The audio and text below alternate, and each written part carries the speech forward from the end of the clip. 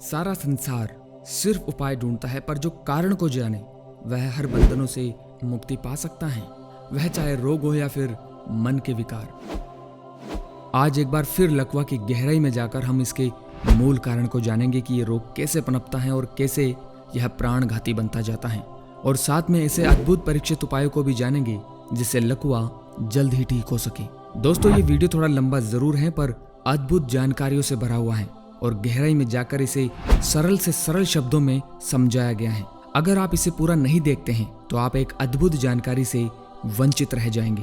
लकवा एक ऐसा रोग है जिसमें हमारे शरीर का कोई भी हिस्सा सुन्न हो जाता है या काम करना बंद कर देता है। आपको शायद ही ये बात पता हो कि हम जो भी शारीरिक हलचल करते हैं, जैसे पानी से भरा गिलास मैंने उठाया तो उसका सिग्नल पहले हमारे दिमाग में गया, उसके बाद ही हम गिलास को उठा पाएंगे। इस सूचना को भेजने के लिए हमारे शरीर में जैविक तंत्रिका नेटवर्क मौजूद है, यानी ऐसे सेल्स का ग्रुप जो मस्तिष्क को खून के माध्यम से सूचना आदान प्रदान करते हैं, और यह कार्य विद्युत रासायनिक प्रक्रिया इलेक्ट्रोमैकेनिकल प्रोसेस के द्वारा होता है। इसलिए ये सब इतना जल्दी होता है कि हमें पता ही नहीं चलता कि बैकएंड में क्या हो रहा है। हमारे दिमाग का लेफ्ट पार्ट राइट वाले सभी अंगों को चलाता है और राइट पार्ट लेफ्ट वाले सभी अंगों को चलाता है, यानी दिमाग के दोनों पार्ट अलग अलग हिस्सों को विद्युत रासायनिक प्रक्रिया के द्वारा चलाते हैं। पर अगर किसी कारणवश दिमाग के इन दोनों भागों में से किसी एक में भी ब्लॉकेज आती है, या रक्त का थक्का जम जाता है, या फिर रक्त ले जाने वाली नली फट जाती है, तो हमारे दिमाग को अंगों को हिलाने की सूचना ही नहीं मिलती है, या दिमाग हमारी मसल्स को सूचना नहीं भेज पाता है। परिणाम स्वरूप दिमाग के जिस हिस्से में ब्लॉकेज हुई है या रक्त वाहिका फटी है, उसके अपोजिट वाला पूरा भाग काम करना बंद कर देता है। अगर ब्लॉकेज दिमाग के राइट वाले पार्ट में हुई है तो शरीर का लेफ्ट का पूरा पोर्शन काम करना बंद कर देगा, और ब्लॉकेज अगर लेफ्ट वाले पार्ट में हुई है तो शरीर का राइट वाला पोर्शन काम करना बंद कर देगा, और इसी स्थिति को लकवा या पैरालिसिस कहा गया है। और अगर ब्रेन के दोनों तरफ लौट आ जाए तो पूरे शरीर में पैरालिसिस हो सकता है। पूरे भारत में प्रति माह लगभग 57,000 लोगों की मृत्यु इसी के कारण हो जाती है, और भारत में मृत्यु का दूसरा सबसे बड़ा कारण भी यही है। पैरालिसिस होने वाले लगभग 85% लोगों को लकवा ब्रेन में खून की नली में थक्के जमने के कारण होता है, और बाकी 15% लोगों को लकवा ब्रेन में खून की नस फटने के कारण होता है। इसे थोड़ा ध्यान से समझिए दोस्तों। 85% की श्रेणी में वह लोग आते हैं जिनके दिमाग में रक्त पहुंचाने वाली खून की नली के अंदरूनी भाग में कोलेस्ट्रॉल जमने से नली का रास्ता संकरा होकर बंद हो जाता है और खून दिमाग तक नहीं पहुंच पाता है। अब ये कोलेस्ट्रॉल क्या भला है?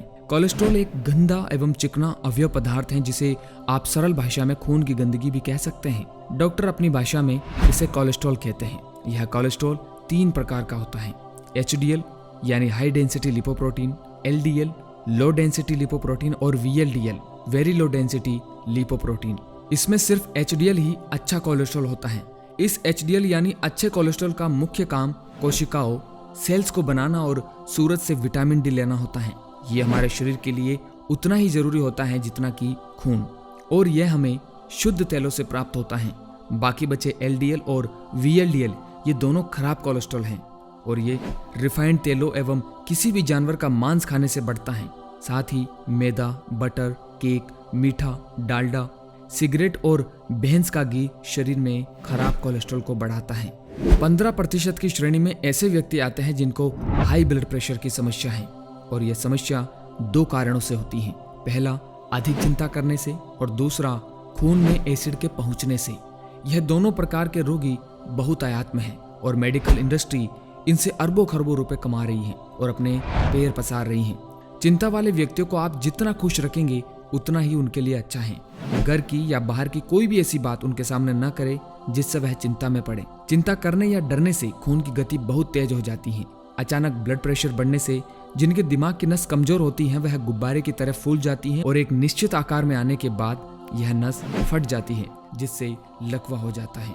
इसके अलावा खून में जब एसिड की मात्रा बढ़ती है तो खून धीरे धीरे गाढ़ा होने लगता है, जिससे खून भारी होने के कारण दिल को नॉर्मल से तेज गति से कार्य करना पड़ता है, और खून भारी होते होते उसमें रक्त की छोटी छोटी डलियां बनने लगती हैं। ये डलियां, जिन्हें हम रक्त के थक्के कहते हैं, यही खून को पहुंचाने वाली नलियों में अवरोध बनती हैं, और उसके कारण ही हार्ट अटैक और ब्रेन अटैक जैसी समस्याओं का सामना करना पड़ता है। इसके अलावा ऐसे कई कारण हैं जिसकी वजह से लोगों को लकवा हो सकता है। किसी भी एक्सीडेंट में सिर पर गंभीर चोट लगने से, ट्यूमर होने से, संक्रमण से, डायबिटीज होने से, तथा जिन लोगों के शरीर का वजन बहुत अधिक है और रीढ़ की हड्डी पर चोट लगने से, अथवा युवावस्था में अधिक संभोग करने से, नशीले पदार्थों का अत्यधिक सेवन करने से, अधिक भाग दौड़, क्षमता से अधिक मेहनत या व्यायाम करना, अधिक मात्रा में भोजन करना आदि कारणों से भी लकवा हो सकता है। ये सब 15% की श्रेणी में आते हैं। खून में एसिड पहुंचने का पहला चरण पेट में एसिड बढ़ने से होता है। ध्यान दीजिए दोस्तों, पेट में एसिड बढ़ने पर जहां एसिडिटी होती है, वही एसिड जब अधिक होकर रक्त में पहुंचता है तो हाइपर एसिडिटी करता है।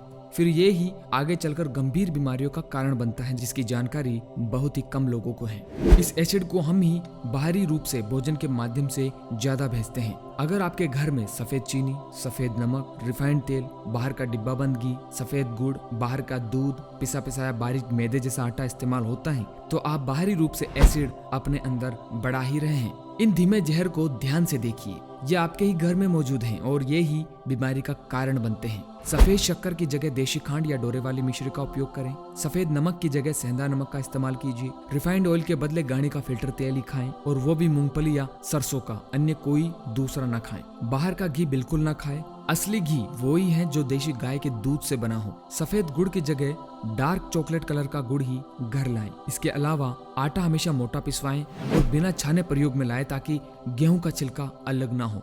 अगर हो सके तो 10 किलो गेहूं में 1 किलो जौ और 1 किलो चना मिलाकर पिसवाएं और फिर इसकी रोटी बनाकर खाएं। दोस्तों, 2 बड़े कारण हमने अभी आपको बतलाए हैं, कोलेस्ट्रॉल और हाई ब्लड प्रेशर, जिसके कारण लकवा होने के साथ साथ अन्य गंभीर बीमारियां आपको हो सकती हैं। अब बात करते हैं कि जब भी अचानक लकवा आ जाए तो उस स्थिति में हमें क्या करना चाहिए। उससे पहले अगर आपने रामबाण औषधि चैनल को अभी तक सब्सक्राइब नहीं किया है तो जल्दी से इसे सब्सक्राइब कर लें और इस बेल आइकन पर क्लिक करें। यह बिल्कुल फ्री है। सभी प्रकार का लकवा होने पर होम्योपैथी मेडिसिन ही सबसे ज्यादा प्रभावी होती है। अगर किसी व्यक्ति को हेमरेज हुआ है, जिससे इंटरनल ब्लीडिंग शुरू हुई है, तो उस समय जितना जल्दी हो सके आर्निका 1M या आर्निका 1000 की 2 बूंद जीभ पर टपका दें। ऐसा आपको 3 बार करना है हर 10 मिनट बाद। आर्निका 1M पोटेंसी में ही आपको लेना है। यह खून को पतला करती है और हीलिंग प्रोसेस को बहुत तेजी से बढ़ा देती है। आर्निका का उपयोग आप चोट लगने पर भी कर सकते हैं। यह अंदरूनी घाव को जल्दी से भरती है। ध्यान रहे, आर्निका को लकवा आने के 1 घंटे के अंदर अंदर ही रोगी को दे दें। यह इमरजेंसी मेडिसिन है। इसे पहले से ही घर पर खरीद कर रखें ताकि मरीज को ज्यादा नुकसान ना हो। उसके बाद आप रोगी को अस्पताल ले जा सकते हैं। अब हम आपको बता रहे हैं, गंभीर लकवा होने पर रोगी को शरीर में सुन्नता, छूने पर कोई संवेदना नहीं हो रही हो और नसों में जकड़न हो रही हो, तो उस समय क्या करना चाहिए। दोस्तों, यह उपाय राजीव दीक्षित जी ने बहुतों लोगों पर आजमाया हुआ है और बहुत ही अद्भुत परिणाम उनको इससे मिले हैं। जिस भी दिन व्यक्ति को लकवा आया है, उसके 3 घंटे के भीतर ही रस्टॉक्स 30 रोगी को 15-15 मिनट पर 3 बार 2-2 बूंद मुंह में दे और इसी रस्टॉक 30 को लगातार करते हुए रोजाना सुबह, दोपहर, शाम को दे। यानी सुबह 3 बार लेना है, दिन में 3 बार और शाम को 3 बार 2-2 बूंद, और इसे लेते समय 15-15 मिनट का गैप होना चाहिए। इसके साथ एक और दवा है, कॉस्टिकम 1M। इसे लकवा आने के दूसरे दिन देना है। यानी जिस दिन रस्टॉक 30 दिया, उसके दूसरे दिन कॉस्टिकम 1M की 2-2 बूंद 3 बार दें। और कॉस्टिकम 1M को रस्टॉक 30 के आधे घंटे बाद देना है। ये रस्टॉक 30 तो आपको रोज लेना है, पर कॉस्टिकम 1M को हफ्ते में सिर्फ 1 ही दिन देनी है, सुबह, दोपहर, शाम। यानी सुबह रस्टॉक 30 लेने के आधे घंटे बाद 2 बूंद, दोपहर को रस्टॉक 30 लेने के आधे घंटे बाद 2 बूंद और शाम को भी रस्टॉक 30 लेने के आधे घंटे बाद 2 बूंद। बस इस तरह लकवा के रोगी को देंगे तो 15 से 20 दिन में ही रोगी ठीक हो जाता है। परंतु यह इस बात पर भी निर्भर करता है कि आपने लकवा आने के कितने दिन बाद इन दवाओं को लेना शुरू किया है। लकवा आने के अगर 3 घंटे के भीतर ही इन दवाओं को रोगी को दे दिया जाए तो बहुत ही जल्दी रिकवरी होती है। अगर किसी को लकवा आने के 15 या 1 महीने बाद ये दवा दी जाए तो वह रोगी 3 महीने तक ठीक हो जाते हैं। 3 महीने से ज्यादा समय नहीं लगता। परंतु अगर किसी को ज्यादा लंबा समय हो गया है, 1 साल, 2 साल, तो उस स्थिति में यह दवा उतना लाभ नहीं करेगी जितना शुरू में करती। फिर भी आप चिंता न करें, लकवा होने के मूल कारण को जानें और जड़ को ठीक करें, ताकि आगे परिवार में अन्य सदस्य इसकी चपेट में न आए। सबसे बड़ा मूल मंत्र, भोजन ही दवा है। इसकी गूढ़ता अगर हर व्यक्ति समझ जाए तो दवा कंपनियां बर्बाद हो जाए। अगला प्रयोग भी बहुत ही प्रभावी है। शरीर के जिस तरफ लकवा हुआ है उस साइड से अनुलोम विलोम प्राणायाम करना शुरू कर दें। इसको रोजाना 1 से 2 घंटा लगातार करते रहना है। अगर आपका लकवा अधिक पुराना नहीं है तो आप महसूस करेंगे कि आपका लकवा ठीक हो रहा है उसी दिन से फायदा होगा और जिस अंग में लकवा हुआ है वह काम करने लगेगा। और अगर आपका लकवा अधिक पुराना है और शरीर में ज्यादा जगह पर हुआ है तो भी यह अनुलोम विलोम प्राणायाम सिर्फ 7 दिन से लेकर 15 दिन के अंदर लकवे को ठीक कर देता है। अनुलोम विलोम आप रोजाना सुबह दोपहर शाम कभी भी 1 से 2 घंटे करें। यह बहुत लोगों पर आजमाया हुआ है। अब बात करते हैं कि लकवा रोगी को कैसा भोजन देना चाहिए। दोस्तों यह वीडियो का सबसे मुख्य पार्ट है। यदि लकवा रोगी अभी बताए जा रहे खाद्य पदार्थों को अपनी रोजाना डाइट में जोड़ता है तो उपरोक्त सभी उपाय अपना असर बहुत जल्दी दिखाएंगे। सबसे पहले रोगी को जितना हो सके फलों का रस पिलाएं। कम से कम 10 दिनों तक फलों का रस, नारियल पानी, दिन में सब्जियों के रस या आंवले के रस में शहद मिलाकर पीना चाहिए। इसके अलावा एक और खास प्रकार का रस है जिसमें अंगूर, नाशपाती तथा सेब के रस को बराबर मात्रा में मिलाकर रोगी को पिलाना है। यह आप रोजाना करें। लकवा रोगी को बाहर का तला भुना बिल्कुल नहीं खाना है। जब तक उसका उपचार चल रहा है और इलाज में कोई फर्क नहीं दिख रहा तब तक रोगी को पका हुआ भोजन बिल्कुल ना खिलाए। एक और आखिरी बात, लकवा रोग के कारण मस्तिष्क का चाहे कोई भी भाग नष्ट हुआ हो, भले ही पूर्ण मस्तिष्क नष्ट ना हुआ हो, लेकिन रोग के बढ़ने की संभावना बनी रहती है। इसलिए उपचार के दौरान रोगी के दिमाग को किसी प्रकार की कोई स्ट्रेस, चोट या सदमा न पहुंचे, इस बात का विशेष ध्यान रखा जाना चाहिए। यदि वह मानसिक रूप से स्वस्थ होगा तो जल्द ही उसके ठीक होने की संभावना बनेगी, नहीं तो कोई भी उपाय काम नहीं करेंगे। लकवा जैसे रोग का यदि सही वक्त पर उपचार न किया जाए तो वह रोगी एक प्रकार से अपाहिज की जिंदगी जीने पर मजबूर हो जाता है। इसलिए वक्त रहते ही इस बीमारी का उपचार करना बहुत ही आवश्यक है। यदि आप नियमित रूप से इन होम्योपैथी एवं प्राकृतिक उपायों को अपनाएं तो आपको लाभ अवश्य होगा। दोस्तों आने वाली वीडियो में हम आपको ऐसे इमरजेंसी किट के बारे में बताएंगे जिससे आप तुरंत चिकित्सा कर सकते हैं। बहुतों बार ऐसा होता है कि उचित समय में चिकित्सा नहीं मिलने के कारण व्यक्ति अपने प्राण गंवा देता है। इमरजेंसी किट हर घर में होना जरूरी है जिससे रोगी की जान बच सके।